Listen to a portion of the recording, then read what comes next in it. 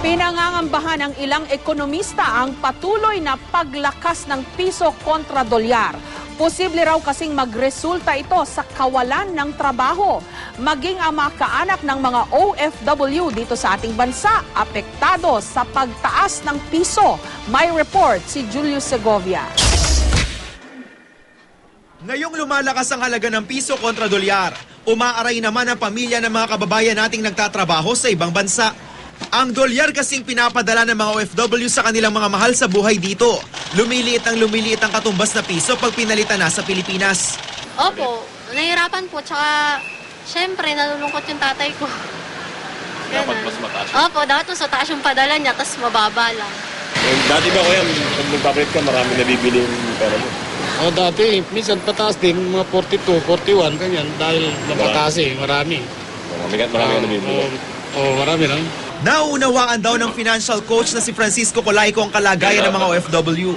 Kaya sa panahon ngayon, kailangan daw na maging mas matalino sa paggasta. I do not want to use the word tipid. Yung tamang gastos. Kasi iba sa atin, kadamihan luho na eh. That's the problem with most of us. Hindi na natin ma-diskarte ano yung luho, ano yung pangangailangan. Pero hindi lang pala mga OFW ang apektado ng lumalakas na piso. Ayon sa National Economic and Development Authority o NEDA, kawalan ng trabaho ang higit na masamang epekto ng paglakas ng piso kontra dolyar. Ngayong araw, nagsara ang palitan sa 40.695 at mas pinangangambahan ng gobyerno ang forecast ng ilang eksperto gaya ng investment firm na Goldman Sachs na posibleng umabot pa sa 37 pesos and 50 centavos ang palitan.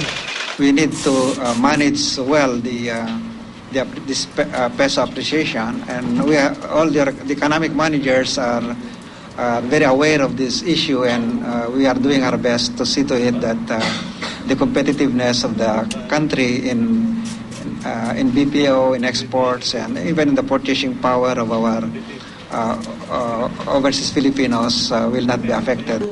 Kaya ang sinasabing paglago ng ekonomiya ng bansa, posibleng maging pansamantala lang daw ayon sa ilang ekonomista.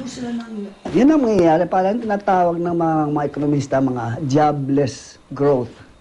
Lumalaki ekonomiya pero hindi nagpuproduce hindi gumagawa ng trabaho dito sa ating bansa. Paano raw lalago ang ekonomiya kung walang nag-aangkat ng produkto natin? Imbes daw kasi na sa Pilipinas bumili ng produkto ang Amerika halimbawa, sa ibang bansang mas mura raw ang mga bilihin na lang sila mag-aangkat.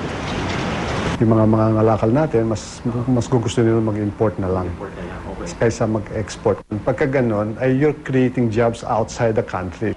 Posible rin daw maapektuhan ang industriya ng business process outsourcing gaya ng call centers. Baka babagal yung expansion nila. Kasi kung nakikita na hindi naman masyado kumikita, baka bumagal ang expansion. No?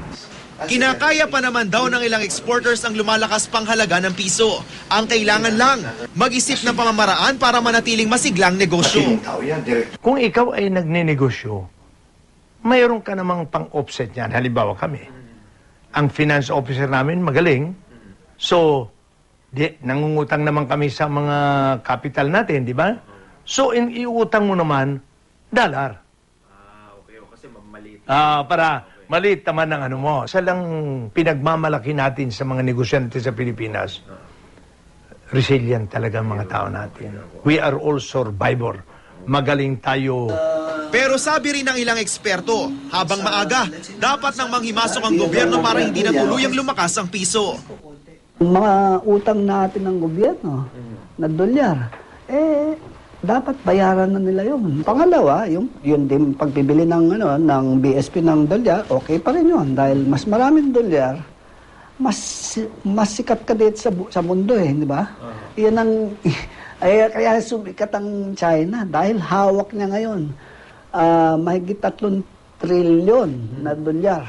Kung ikaw ay nagpapatakbo ng isang gobyerno, lagi isipin mo, what's the greatest good for the greatest majority? Tingin ko, negatibo epekto. Kasi parang konti lang Konti lang yung nakikinabang yung mga mahihilig na magbiyahe. Correct. Kumpara mo dito sa karamihan ng mga Pinoy, especially yung mga OFW, plus yung mga nawala ng trabaho. Sa huli, ayon sa mga eksperto, para masabing totoong lumalago ang ekonomiya, dapat daw masolusyonan ng gobyerno ang problema sa kahirapan at kawalan ng trabaho. Julius Segovia, GMA News.